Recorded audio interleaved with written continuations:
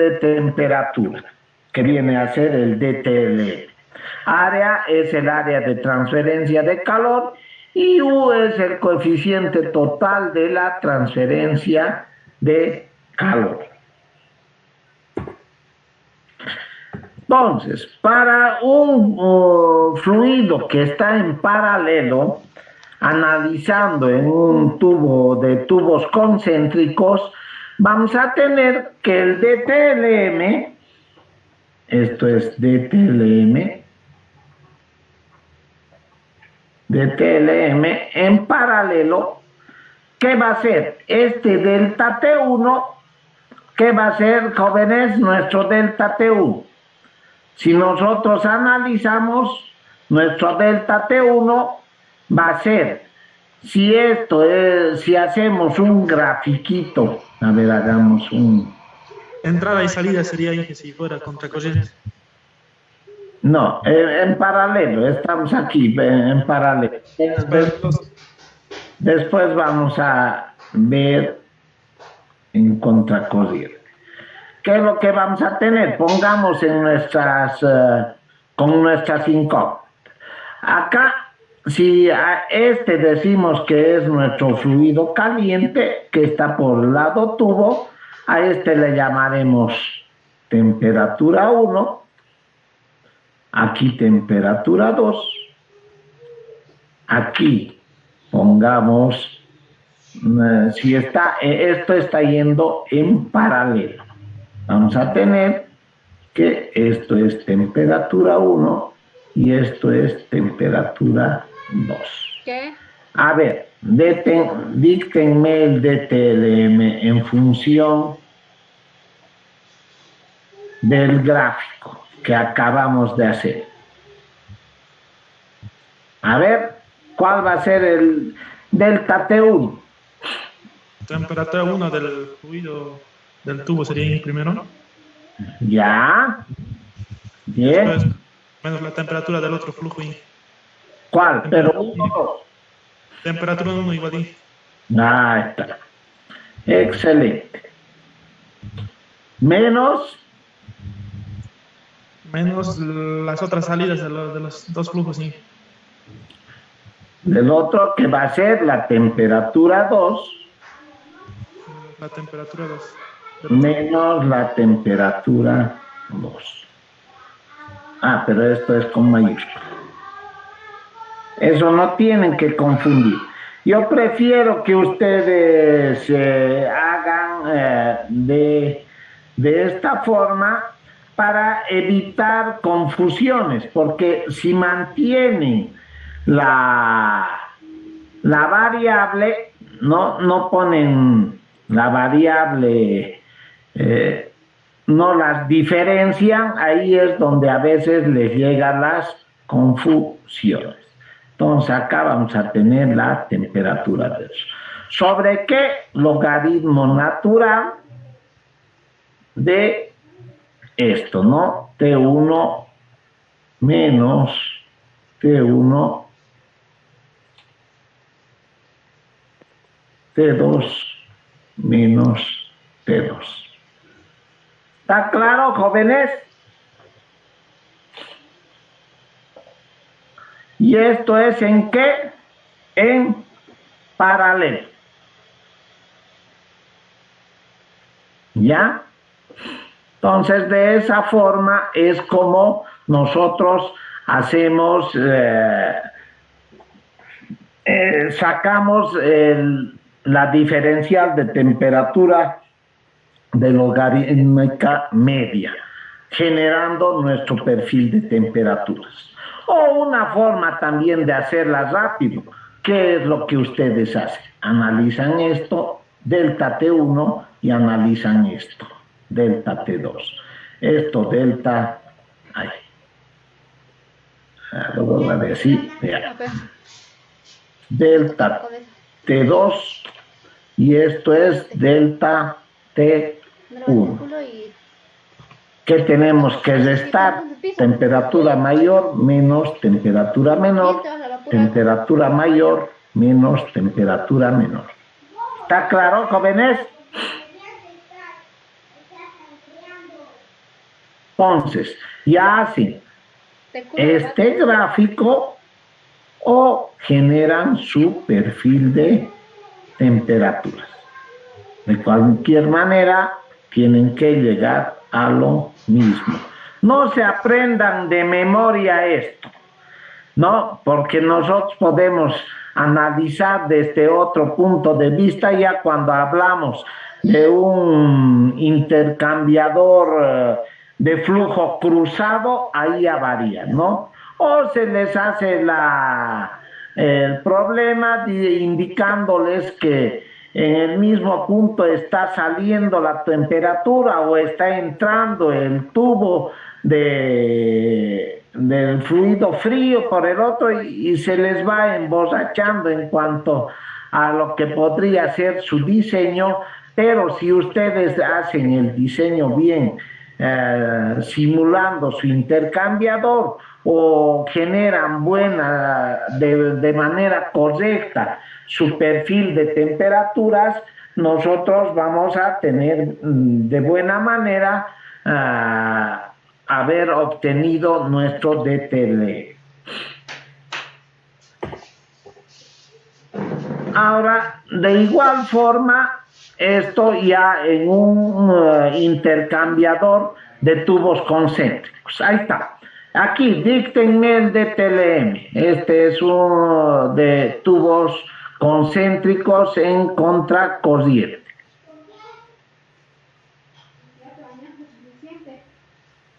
En contracorriente. Díctenme, jóvenes. A ver, sin necesidad de perfil de temperaturas. Pero nosotros podemos analizar esto, ¿no?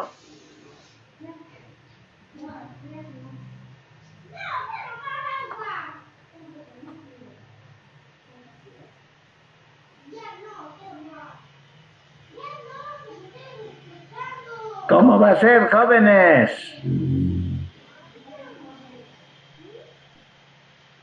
A ver, le pongamos nuestras variables. A este le vamos a llamar temperatura 1.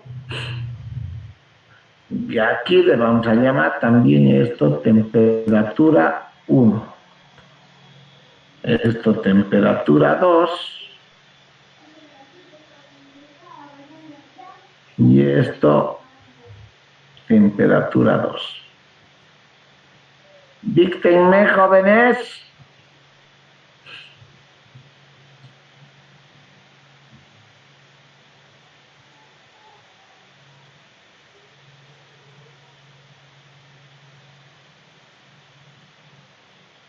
¿Alguien? No hay nadie. Temperatura 1, temperatura 2. Temperatura 1 del fluido frío. Lo caliente. El fluido caliente, señorita. Menos La temperatura 2 del fluido frío. es. Menos La temperatura 2 del fluido caliente menos la temperatura 1 del fluido frío. Sí va a ser. Entonces, muchas veces ahí se puede confundir, ¿no? Esto si nosotros hacemos de diferente forma también nuestro gráfico, ¿no? Entonces acá esto se va a volver nuestro delta T menos T2 y aquí T2 menos T1. Entonces, que no es lo mismo. Entonces, ¿qué pasa si nosotros graficamos diferente? ¿No? Vea, aquí y aquí igual va a ser, ¿no? Si nosotros graficaríamos así. Acá la entrada y aquí la salida, ¿no? Y en contracorriente. ¿Cómo va a ir? Esto va a ir en este sentido y esto va a ir en este sentido. ¿Está claro, jóvenes? Sí. Entonces, si ustedes analizan, no se tienen que confundir. Eso va a ser para contracorriente. Entonces, ahora, generalmente ocurre solo en algunos casos, dependiendo del fluido que se está tratando, varía, pero generalmente tenemos que el DTLM en contraflujo siempre es mayor que el DTLM en contracorriente. Es por eso que se dice que cuál va a ser mejor hacer un intercambiador de calor cuando queremos conseguir mayor transferencia de calor. Se habla de contraflujo, ¿no? En contraflujo. ¿Está claro, jóvenes? Por este sentido.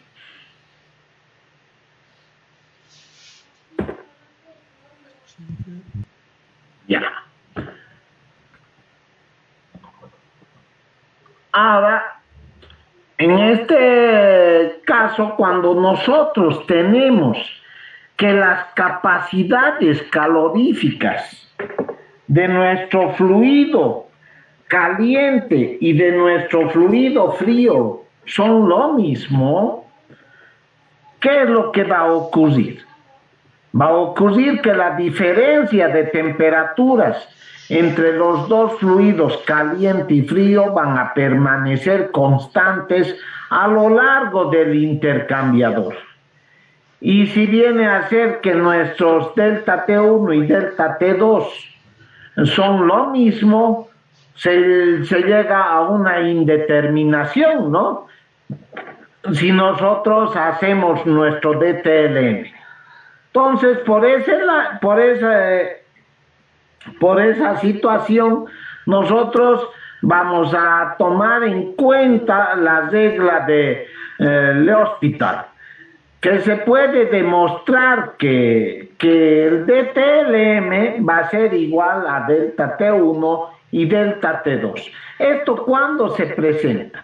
Se puede considerar cuando en un condensador o en una caldera son intercambiadores de flujo paralelo o en contraflujo, ya que los dos enfoques van a conducir al mismo resultado. Esa es la aplicación de la regla de L'Hospital. Ya lo cambié. Ponete la polera. Entonces, en ese punto, la diferencia de temperatura media, el DTLM desarrollada anteriormente, solo se limita a intercambiadores de flujo paralelo o contracorriente.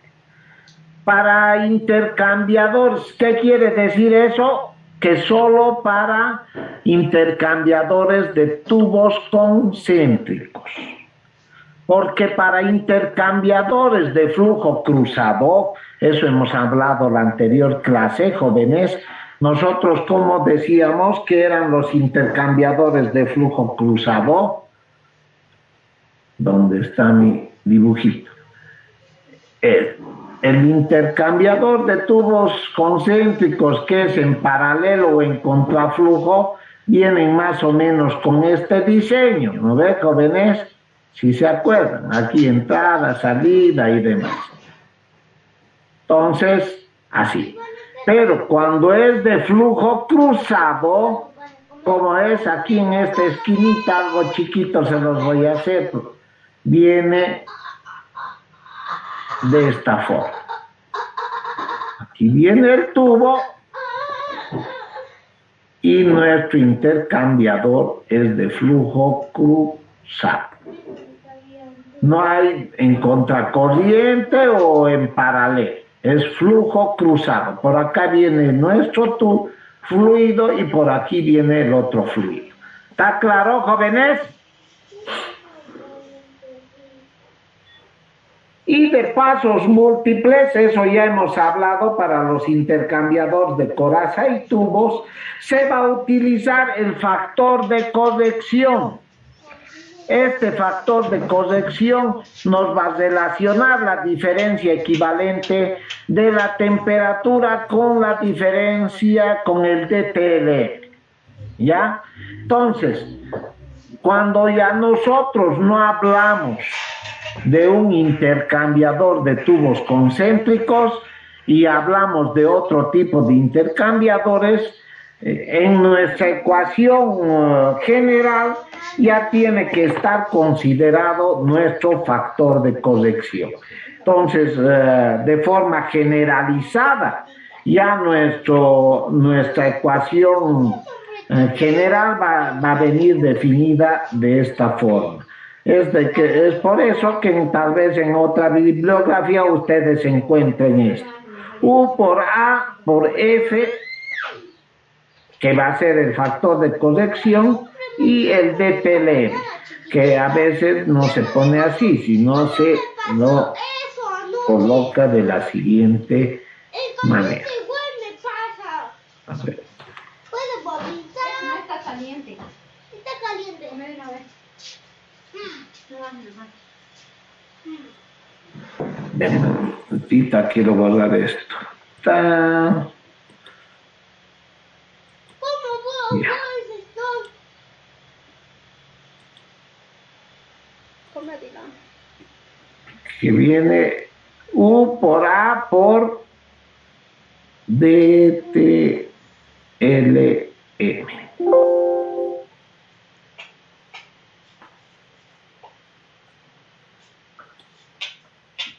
Ay, ay. Perdón, se me... Tenía que haber borrado eso. No se nos salía. DTLM. Dice con lo que Ah. ¿Dónde estamos? Ya, aquí. El DTLM. ¿Está claro, jóvenes? Come, diga.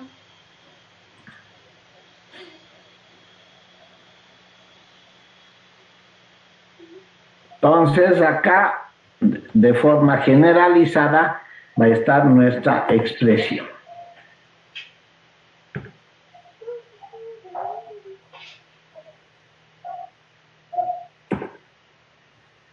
Entonces, ya tomando en cuenta nuestro factor de corrección, ya de forma general, el valor límite del factor va a ser igual a 1, que va a corresponder a intercambiadores en contracorriente.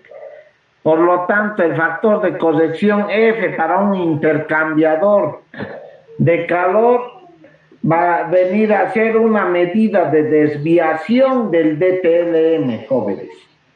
Ya con respecto a los valores correspondientes de lo que es en contracorriente y los otros tipos de intercambiadores de calor que vienen a ser los de pasos múltiples o los de flujo cruzado. ¿Y cómo nosotros determinamos ese factor de corrección? Tomando en cuenta los diferentes parámetros, ¿no? Donde en los diagramas para la obtención del factor de corrección va a depender de los siguientes parámetros, que es P y R, o en algunos es S. Esta P en vez de P viene como S. Y R, ¿no? Entonces ustedes pueden encontrar en algunas bibliografías que va a ser S, y donde viene definida como la temperatura 2, temperatura de salida, menos la temperatura de entrada del otro fluido y, perdón, entonces de esa manera nosotros vamos a poder determinar en gráficas los valores del factor de corrección. Ya, eso, todo esto se va a ver más claro y les voy a explicar en las gráficas, una vez que nosotros vayamos a revisar las grafiquitas. Entonces, de forma generalizada, ¿qué es lo que vamos a tener? Aquí tenemos el calor de transferencia, el coeficiente global de transferencia de calor, el área de transferencia, el factor de corrección y el DTL. Cuando nosotros tenemos en un intercambiador en contracorriente, el factor de corrección viene a ser 1, por eso es que no anotábamos inicialmente. Y ya para pasos múltiples en flujo cruzado tenemos que considerar nuestro factor de corrección. Ahora, para el método de NTU, que viene a ser el método de diferencia de temperatura logarítmica media, nosotros vamos a considerar que las capacidades caloríficas. Inicialmente hacemos un balance de energía, ¿no? Donde nosotros ya no vamos a tomar en cuenta lo que viene a ser el calor específico, sino ya va a estar dentro de lo que viene a ser las capacidades caloríficas. ¿Cuál es el procedimiento que nosotros tenemos que seguir? Primero, seleccionar el tipo de intercambiador de calor apropiado para la aplicación. Luego vamos a determinar cualquier temperatura desconocida de entrada o de salida y la razón de la transferencia de calor mediante un balance de energía.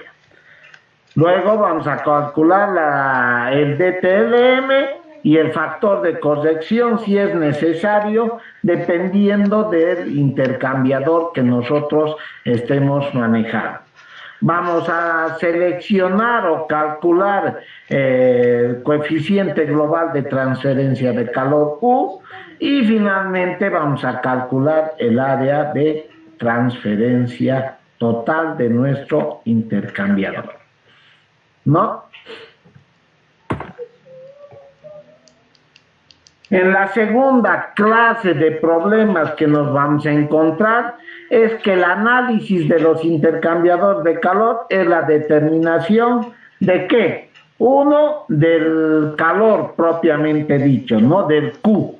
Y otro, de las temperaturas de salida de los fluidos caliente y frío.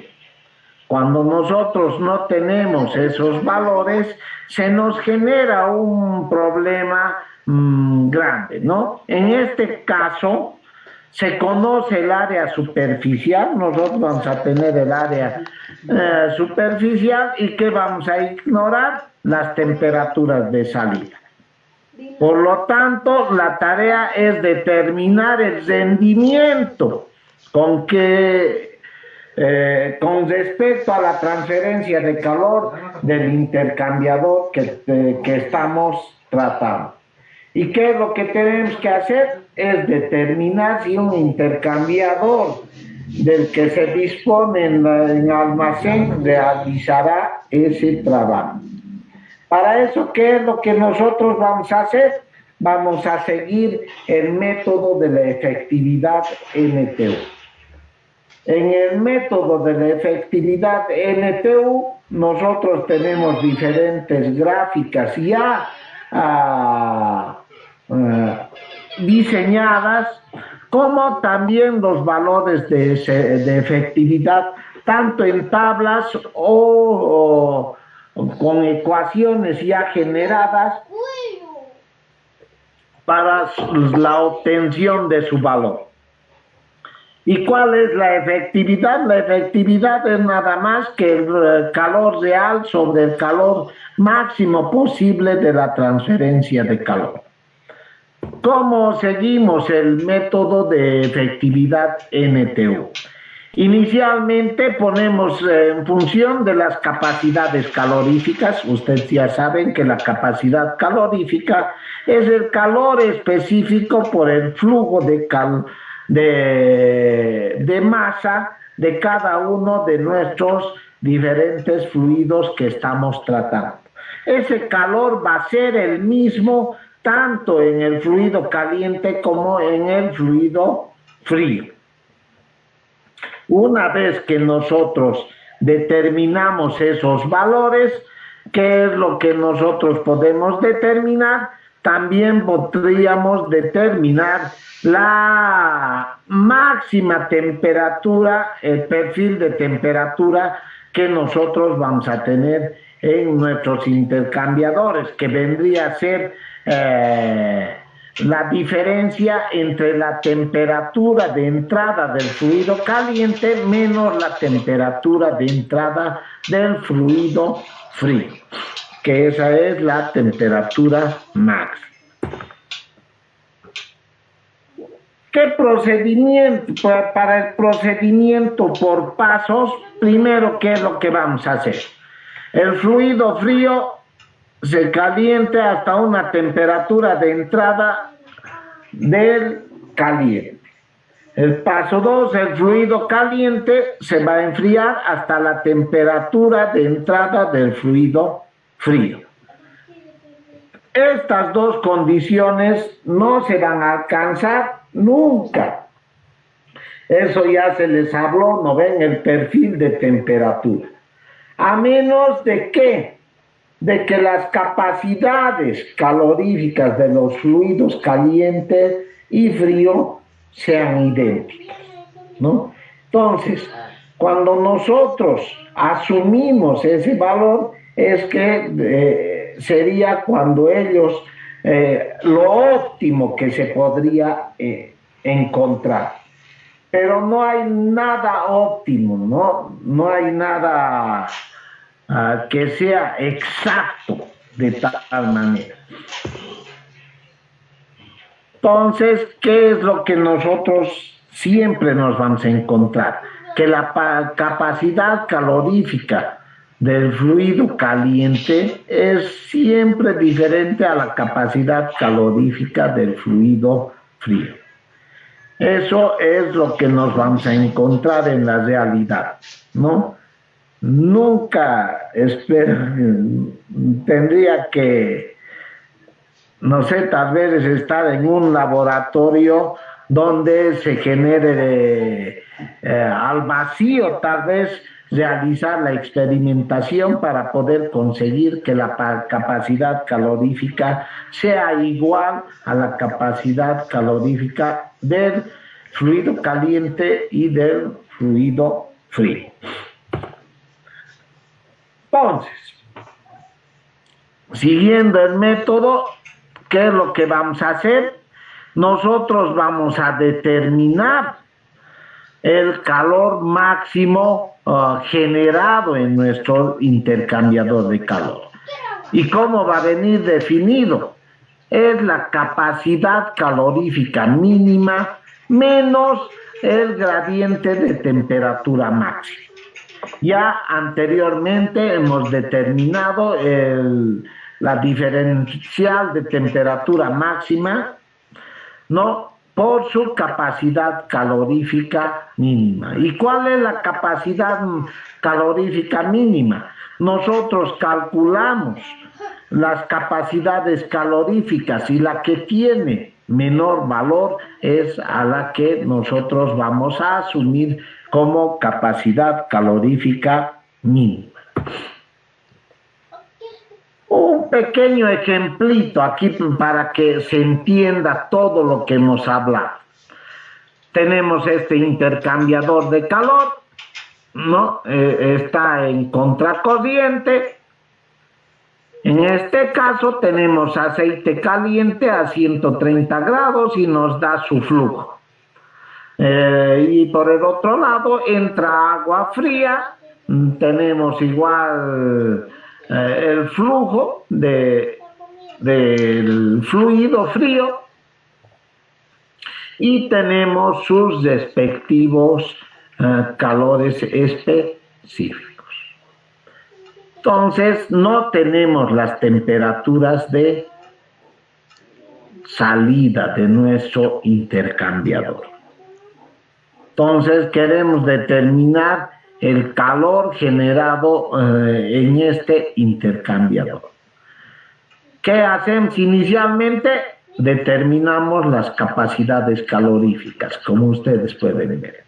Vemos cuál es el calor, la capacidad calorífica mínima y vemos que es del fluido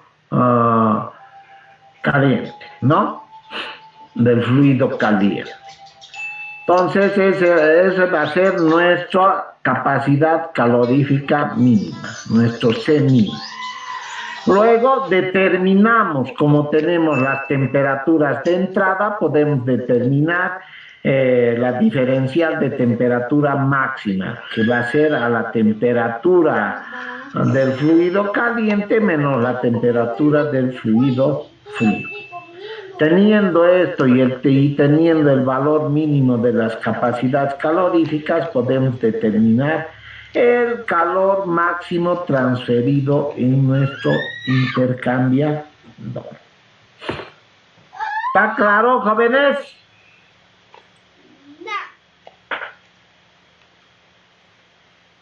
¿Alguna pregunta? Inge, una consulta. Dígame. Si en una pregunta, digamos, me indicaría, digamos, que saque o determine la eficiencia logarítmica de temperatura, ¿cómo podría ser o cuál podría usar, Inge? A ver, ya teniendo usted ya tiene ahí el calor transferido, ¿no ve? Total. El máximo. Sí. El máximo. Entonces, para usted poder determinar el valor de la eficiencia, ¿qué le falta? Les he mostrado la ecuación ahí. La eficiencia, ¿qué era?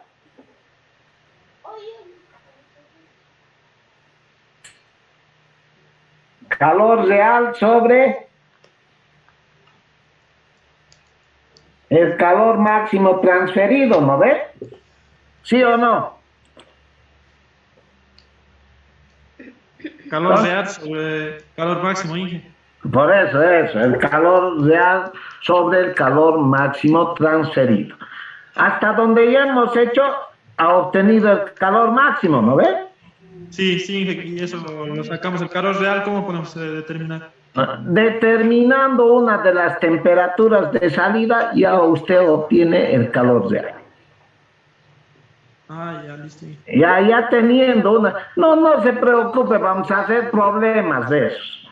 No, eso es lo típico, ¿no? Nosotros queremos determinar la eficiencia. Acá no hemos tomado en cuenta todavía, es solamente para que entiendan el concepto como tal.